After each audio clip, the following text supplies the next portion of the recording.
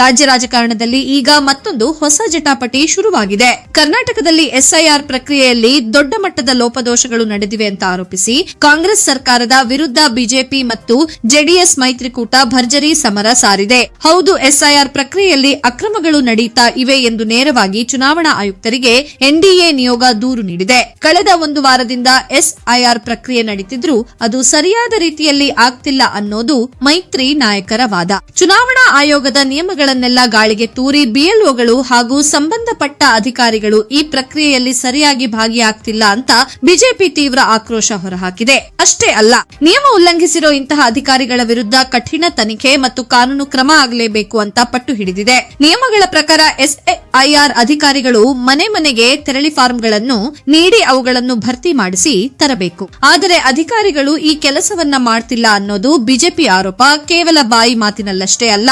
ಇದಕ್ಕೆ ಸಂಬಂಧಿಸಿದ ಪಕ್ಕಾ ಸಾಕ್ಷ್ಯಗಳು ಮತ್ತು ದಾಖಲೆಗಳನ್ನ ಹಿಡಿದುಕೊಂಡೇ ಮೈತ್ರಿ ನಾಯಕರು ಚುನಾವಣಾ ಆಯುಕ್ತರನ್ನ ಭೇಟಿ ಮಾಡಿದ್ದಾರೆ. ಇದೀಗ ದೂರು ನೀಡಿ ಹೊರಬಂದಿರುವ ನಾಯಕರ ಎಕ್ಸ್ಕ್ಲೂಸಿವ್ ದೃಶ್ಯಗಳನ್ನ ನೀವು ನೋಡ್ತಾ ಇರಬಹುದು. ಕೇಂದ್ರ ಸಚಿವ ಪ್ರಹ್ಲಾದ್ ಜೋಶಿ, ಅರವಿಂದ್ ಬೆಲ್ಲದ್, ವಿ ಸೋಮಣ್ಣ, ಶೋಭಾ ಕರಂದ್ಲಾಜೆ, ಆರ್ ಅಶೋಕ್, ಕೋಟ ಶ್ರೀನಿವಾಸ್ ಪೂಜಾರಿ ಸೇರಿದಂತೆ ಪ್ರಮುಖ ಹಿರಿಯ ನಾಯಕರೆಲ್ಲ ಒಟ್ಟಾಗಿ ಈ ದೂರು ಸಲ್ಲಿಸಿದ್ದಾರೆ. ಈ ದೂರನ್ನ ಸ್ವೀಕರಿಸಿರೋ ಚುನಾವಣಾ ಆಯೋಗ ಮುಂದೆ ಯಾವ ರೀತಿಯ ಕ್ರಮ ತಗೊಳ್ಳುತ್ತೆ, ಅಧಿಕಾರಿಗಳ ನಿರ್ಲಕ್ಷ್ಯಕ್ಕೆ ಬ್ರೇಕ್ ಬೀಳುತ್ತಾ ಅನ್ನೋದನ್ನ ಕಾದು ನೋಡಬೇಕಿದೆ.